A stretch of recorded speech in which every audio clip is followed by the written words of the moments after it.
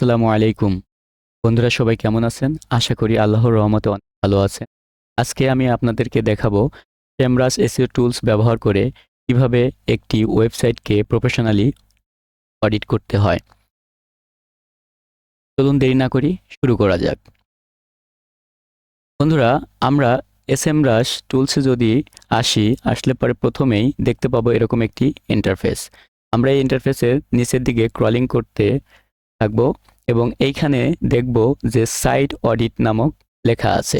এখানে যদি আপনি ক্লিক করেন তাহলে তারা ওয়েবসাইট অডিটের ইন্টারফেসে আপনাকে নিয়ে যাবে। ওকে, আমাদের ওয়েবসাইট অডিট ইন্টারফেসে নিয়ে আসছে। এইখানে দেখুন ডান পাশে লেখা আছে ক্রিয়েট প্রজেক্ট। আপনি এইখানে ক্লিক করবেন। ক্রিয়েট প্রজেক্টের এইখানে আপনার লিখতে হবে আপনার সেই ডোমেইনটি যেটা আপনি অডিট করতে চান। আপনি ইউআরএলটি এখানে বসিয়ে দেবেন। আমি কপি করে এখানে আমার ইউআরএলটি বসিয়ে দিচ্ছি।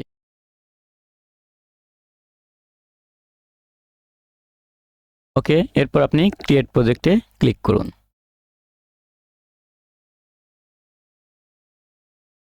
এরপরে যে ইন্টারফেসটা আসবে সেটা হলো সাইট অডিট সেটিং। এইখানে আপনার কত পেজ পরিমাণ আপনি অডিট করতে চান সেটা এখানে লিখতে হবে। আমার এই ওয়েবসাইটটা নিউবর্ন ওয়েবসাইট, তাই আমি এখানে 100 পেজই দিচ্ছি, কারণ এটার অতগুলো পেজ নেই, তার কারণে আমি এটাতে 100 পেজ দিচ্ছি। এই নিচের দিকে দেখুন লেখা আছে ক্রল সোর্স। এখানে লেখা আছে ওয়েবসাইট। ক্লিক করেন আরও অপশান বের হবে।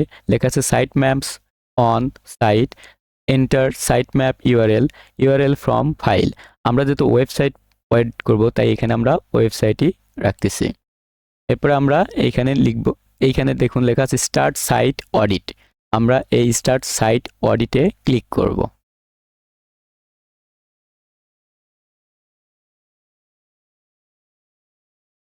একটু দেরি হয়, আমরা অপেক্ষা করি।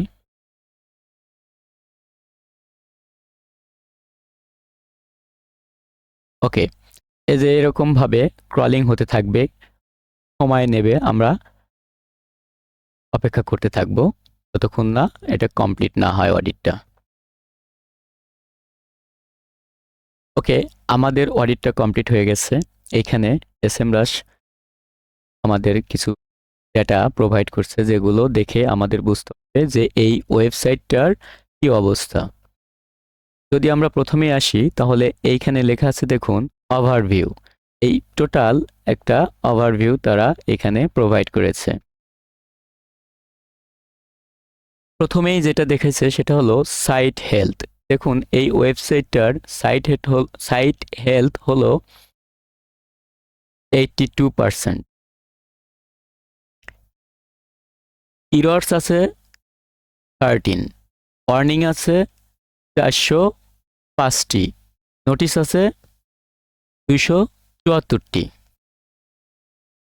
আমরা যদি এই নিচের দিকে আসতে থাকি তাহলে দেখব যে এইখানে বলছে ক্রলড পেজেস 52, অর্থাৎ এই ওয়েবসাইটে টোটাল 52টি পেজ আছে।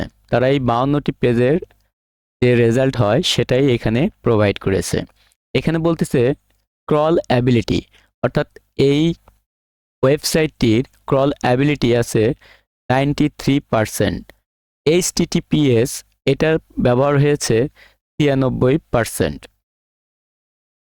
কোর ওয়েব ভাইটালস এটাতে লেখা আছে 20%। ওকে, এটা কোর ওয়েব ভাইটালস, এটা এখন দরকার নেই। আমরা এরপর দেখব যেটা, সেটা হলো সাইট পারফরম্যান্স, অর্থাৎ এই ওয়েবসাইটটার পারফরম্যান্স কেমন। এটা হচ্ছে 96%।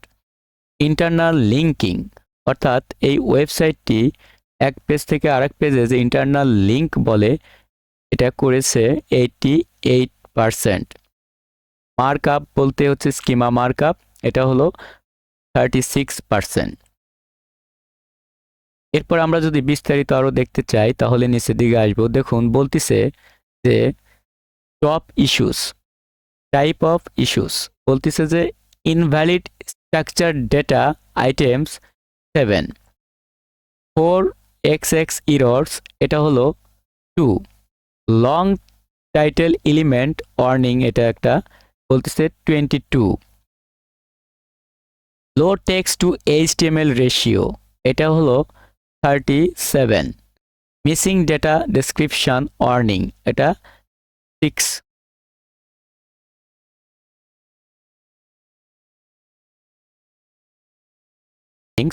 6। আমরা ওভারঅল এইটুকু দেখে যা বুঝতে পারি যে ওয়েবসাইটে যদি একটু ভালোভাবে টেকনিক্যাল ইস্যুগুলো এই যে এই ইন্টারফেসগুলো কারণ এইখান থেকে যে ইয়েগুলো দেখতে পাচ্ছেন আপনারা যে ওয়ার্ডগুলো 1 2 3 4 5 6 7 এগুলো টোটালি অন পেজ এবং টেকনিক্যাল এসইওর একটি পার্ট। এগুলো পার্ট বাই পার্ট কমপ্লিট করতে হয়, তাহলেই একটি ওয়েবসাইট ভালো পারফরমেন্স করে এবং ওয়েবসাইটটা র্যাঙ্কে আসে। এটা একটা নিউবর্ন ওয়েবসাইট, তার কারণে এই ওয়েবসাইটের যদিও এই ওয়ার্নিংগুলো দেখাচ্ছে এগুলো তেমন কঠিন কোনো ওয়ার্নিং না। জাস্ট আপনি এটাতে যদি ক্লিক করেন, দেখুন প্রথমে আমরা ইরর্সে ক্লিক করি তাহলে দেখতে পাবো যে এখানে তারা 13 ইরর্স পেয়েছে। আসলে কি ধরনের ইরর্স তারা এখানে পেয়েছে এই ওয়েবসাইটে। ক্লিক করলাম, ক্লিক করার পর এরকম দেখুন ইরর্সের একটা লিস্ট তারা দিয়েছে। এখানে দেখতেছি 7টা 4টা 11টা, এই হচ্ছে 2টা 13টা হচ্ছে তারা এখানে এই ইরর্সগুলো পেয়েছে। তাহলে প্রথম ইরর্স হচ্ছে যে 7টি, সেটা হলো স্ট্রাকচার ডাটা আইটেমস। এখানে স্ট্রাকচার ডাটা আইটেমসের মধ্যে কোনগুলো আছে যদি ক্লিক করি তাহলে সেগুলো বের হয়ে আসবে।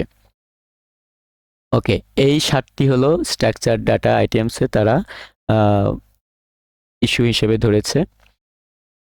এখানে ইনভ্যালিড আছে, তার কারণে এই যে লোকাল বিজনেসে এখানে অন ফিল্ড।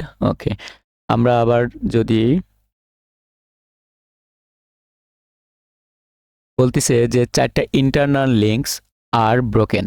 আমরা জানি যে ব্রোকেন লিঙ্কস হচ্ছে থাকলে সেটা একটা ইস্যু, তার কারণে এই ব্রোকেন লিঙ্কস নেই দেখে এগুলো দেখাচ্ছে তারা।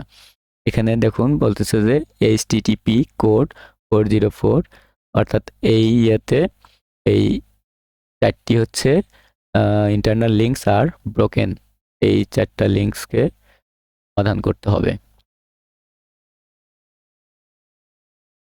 এরপরে আমরা যদি আসি, বলতেছে 2 pages return 4xx status code.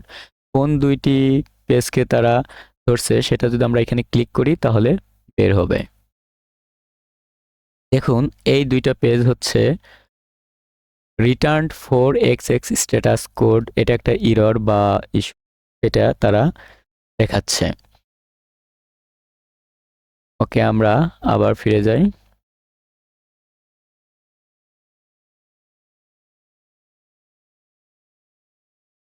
এরপর আমরা যদি অর্নিং সেকশনে আসি তাহলে এইখানে 405টি অর্নিং দেখাইছে। এটাতে যদি আমরা ক্লিক করি তাহলে অর্নিংগুলো আমরা দেখতে পারবো। ক্লিক করার পর এরকমভাবে দেখুন অর্নিংগুলো তারা আমাদেরকে প্রোভাইড করেছে। বলতেছে 190 links on HTTPS pages lead to HTTP page. এইটা একটা অনেক বড় ইস্যু, যে ইস্যুটা আপনি 5 মিনিটের মধ্যেই কমপ্লিট করতে পারবেন, অথচ এটা যদি না কমপ্লিট করেন তাহলে আপনার ওয়েবসাইট র্যাঙ্ক করা সম্ভব নয়। এরপরে দেখুন বলতেছে যে 120 issues with unminified JavaScript and CSS files. Okay, এখানে 120টি ইস্যু তারা এটা ধরেছে। এটা একটা technical issue. 37 pages have a low text HTML ratio, অর্থাৎ কোন 37 পেজ আসলে এই কম HTML রেশিও আছে সেগুলো আপনি ক্লিক করলে পেয়ে যাবেন। আমরা ক্লিক করি। ওকে, এই যে দেখুন, এই পেজগুলো এরকমভাবে ক্রলিং করার পর আপনি 1 2 3 4 এরকমভাবে গেছে। এটাতে আপনার ওই টোটাল ওরা দেখাবে যে কোন কোন পেজগুলোতে আপনার রেশিও কম। দেখুন কত লো কোয়ালিটির একটা রেশিও, 0.02। এই কারণেই দেখাইছে। এটা বৃদ্ধি করতে হবে HTML রেশিওটা। আমরা আবার ফিরে যাই।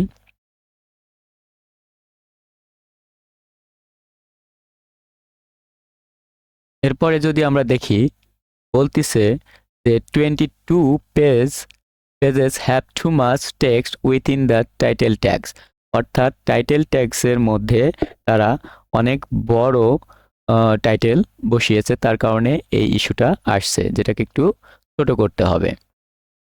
বলতিছে যে 19 আউটগোয়িং ইন্টারনাল লিঙ্কস, অর্থাৎ এই ওয়েবসাইটে আউটগোয়িং ইন্টারনাল লিঙ্কস আছে হচ্ছে 19টি, যেটা একটা ইস্যু দেখাচ্ছে যে কেন। এইখানে যদি আমরা ক্লিক করি তাহলে এটা আমরা বুঝতে পারবো। এই ইয়াগুলো যদি দেখা যায় যে যে যে পেজগুলোতে বা এই কিওয়ার্ডগুলোতে তারা আউটগোয়িং লিঙ্ক বসিয়েছিল, তার কারণে এটার প্রবলেম দেখাচ্ছে। এই প্রবলেমগুলো সলভ করতে হয়, না হলে এটা ওয়েবসাইটটি র্যাঙ্ক করা সম্ভব নয়। ওকে, এরপরে দেখুন বলতেছে 8 pages don't have an H1 heading.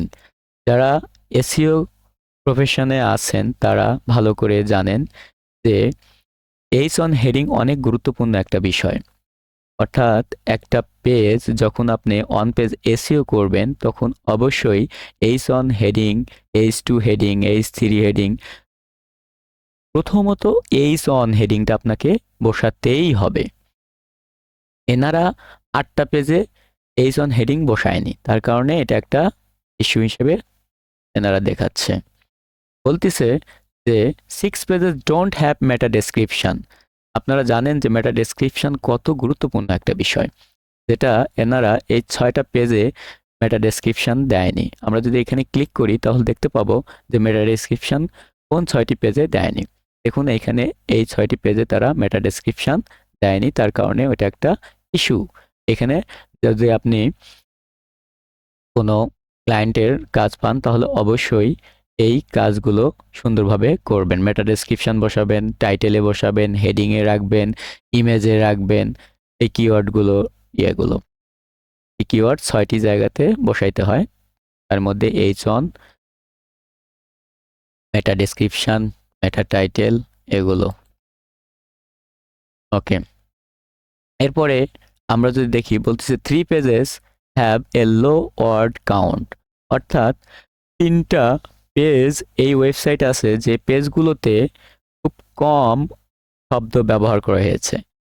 অর্থাৎ এই পেজগুলোতে আরো বেশি শব্দ দিয়ে কন্টেন্ট ক্রিয়েট করতে হবে এবং সেটাকে সুন্দর করে অন পেজ এসইও করে এবং টেকনিক্যাল এসইও করে তারপরে এটা পাবলিশ করতে হবে।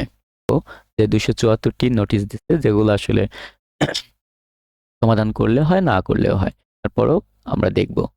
বলতিছে যে 190 URLs with a permanent redirect. এই যে সেই 190 আবার ওইগুলোই ইস্যু। বলতেছে যে 29 outgoing internal links. Okay, 26 links have known descriptive anchor text. Okay, 8 pages have more than on H1 tag. অর্থাৎ 18টা পেজে H1 ট্যাগ, তারা 18টা পেজের 18 pages have more than on H1 tag. H1 ট্যাগটা বেশি বসানো হয়েছে এখানে। ওকে, প্রত্যেকটা পেজে থেকে সুন্দর করে অন পেজ করতে হবে। তার মানে 5 orphan page in sitemaps. Okay, 2 subdomains don't support HSTS. 2 pages have only one incoming internal link. 1 page is blocked from crawling. One resource is formatted as a page link. এরপরে যেগুলো আছে সেগুলোর কোনো সমস্যা নেই। এই কয়েকটি হচ্ছে নোটিশ দিচ্ছে তারা, এটাও সমাধান করতে হবে।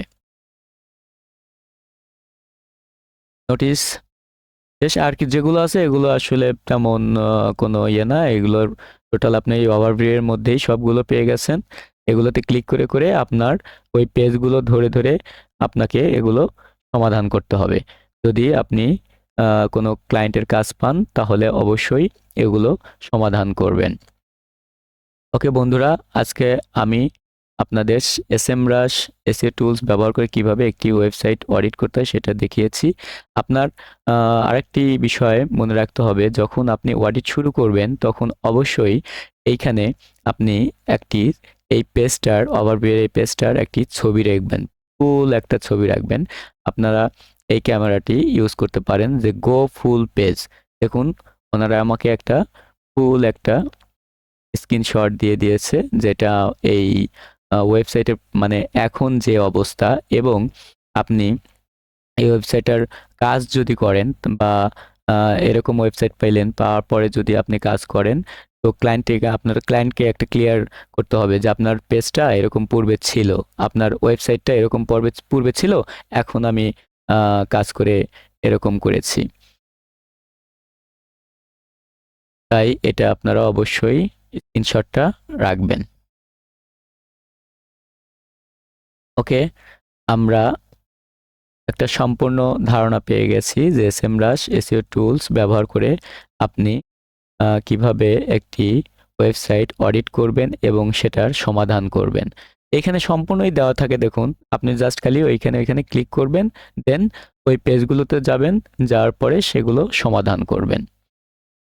ওকে বন্ধুরা, সবাই ভালো থাকবেন। আমার যদি এই চ্যানেলটির টিউটোরিয়াল ভালো লাগে আপনার, তাহলে অবশ্যই সাবস্ক্রাইব করবেন, লাইক দিবেন এবং কমেন্টে আপনার মতামত শেয়ার করবেন।